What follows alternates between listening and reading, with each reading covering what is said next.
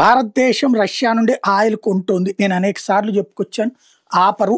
Private సంస్థలది మాత్రమే ఆపారు. America వాడు రష్యా నుంచి ఆయిల్ కొనే కంపెనీల మీద చర్యలు ప్రారంభించాడు. దాంతో చైనా కంపెనీలు భారతదేశానికి సంబంధించిన రిలయన్స్ తర్వాతన ఇంకొక సంస్థ నయారా లాంటి వాళ్ళు ఆపేశారు. ఎందుకంటే వీళ్ళకి ప్రపంచ దేశాలన్నిట్లకి కూడా సరుకు పంపించాలి ఈ ఆయిల్. ఈ ఆంక్షలు పెడితే వీళ్ళ ఆస్తులు సీజ్ చేస్తారు, లేకపోతే వీళ్ళ నౌకలు పంపిస్తే అది కూడా సీజ్ చేస్తారు. వీళ్ళు ఇరుక్కుపోతారు. దాంతో వాళ్ళు వెళ్ళట్లా. ఇంకోటి మనోడు అక్కడికి వెళ్ళి అంబానీ పెట్టుబడులు కూడా పెడుతున్నాడు. అవన్నీ మింగేస్తారు వాళ్ళు. కాబట్టి ఆగిపోయారు రిలయన్స్ వాళ్ళు, నయారా వాళ్ళు.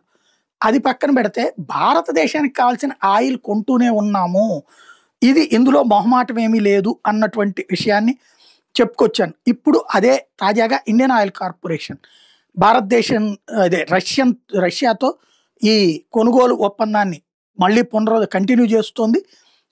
దాన్ని ఏదైతే రెజ్యూమ్ చేసుకొచ్చింది ఇంతకుముందు ఉన్నటువంటి ఒప్పందాన్ని, మనకి మిగతా వాళ్ళకంటే $5 తక్కువకి ఇస్తానన్నటువంటి విధంగా రష్యా అదే కొనసాగిస్తోంది.